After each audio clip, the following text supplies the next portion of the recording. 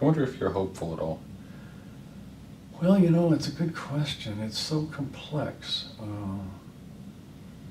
You know, the fact that I even hesitate says something that I can't, I don't want to say clearly that I'm not, even though there's lots of ominous reasons to not be hopeful. You know, well, I cling to things like Obama being elected president. Mm-hmm. That's inconceivable. You know, I mean, 20 years ago, or when I grew up, or something like that. You know, if you'd ask me or a lot of people, like, you know, a middle class, lost kid from a small town, and then a psychology graduate student, you know, do you think that there will ever be a black president of the United States, or within your lifetime or something? No way. That's not going to happen.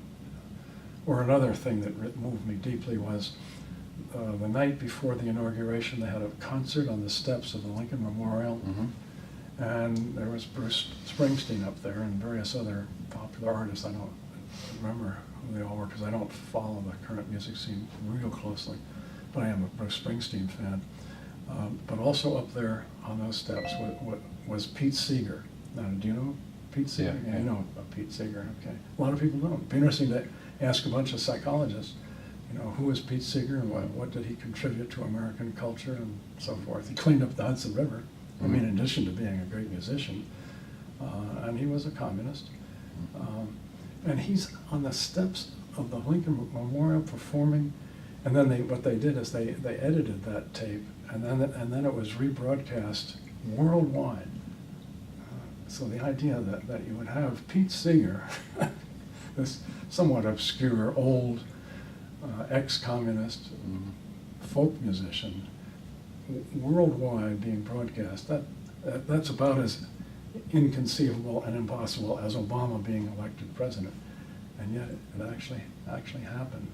Who knows what, if that can happen, well, maybe some other stuff can happen too. Maybe psychology could become a major contributor to world peace and to a good country. That'd be nice to see. I don't know if that's going to happen. But, you know, there were those of us during the Cold War who made trips to Russia trying to do something about the Cold War. We were obscure private citizens and psychologists, and we didn't have any real power. But we were part of a wave that seemed to have had some meaning, some contribution to a larger wave. And then, as we see, a lot changed. There was more going on in Russia, positive, than we knew. So that when we got there, we were really heartened by the welcome we received. And I've had Russians tell me since, they said, well, we were very glad that you visited us and that we had these exchanges. And we showed that, and we urged you to come back. But we never dared let you know how desperately, how deeply we wanted you to come back, because it could have been dangerous for their careers. So there was a powerful movement there. And Gorbachev, you know, and Shevardnadze, they, unbeknownst to us, they were having similar thoughts. And at one point, Gorbachev and Shevardnadze took a walk together and sort of sounded each other out and realized they both were thinking the same way. And then one of them said to the other, they said, everything is rotten. What are we going to do? So this is happening at the same time.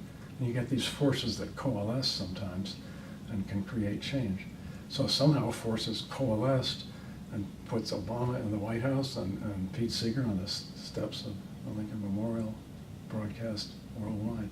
Who knows, as we're speaking now, what other forces are at work that, I mean, we know there's always lots of negative forces, but what other positive forces may be at work that will manifest themselves gradually, maybe in 5 or 10 years from now? Yeah.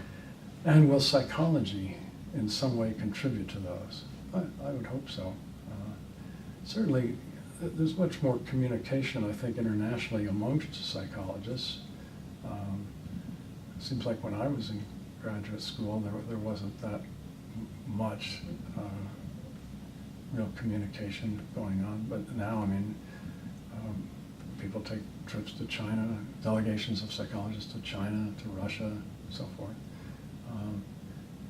think it makes a difference. I remember when I was editor, one day I got in the mail from China a manuscript on big sheets of brown paper. It was typed in rather shaky English, but it was about self-actualization from this Chinese psychologist. I thought, well, they're not supposed to be thinking about that in China. It was a rather good article, but I didn't know what to do with it. It was a big unreal. So I had it photo reduced to 8.5 by 11, then I had it scanned into my Macintosh, so then I could finally edit the damn thing. And I edited it and I sent it back to the author, and we eventually published this article about self-actualization. And then I eventually made a trip and met the author and realized, like, they claim that translations of Maslow into Chinese have sold far more copies in China than in the United States. And then they've translated Roland May and other such books. So there's often are trends going on that we psychologists can contribute to by just doing the best work we know how and hoping that it has meaning and spreads to others.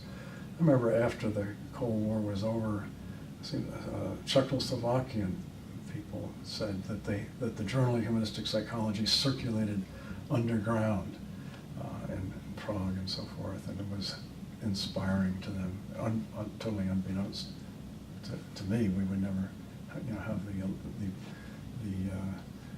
illusion or arrogance to think that we would be contributing to that stream, and yet apparently did make a small contribution.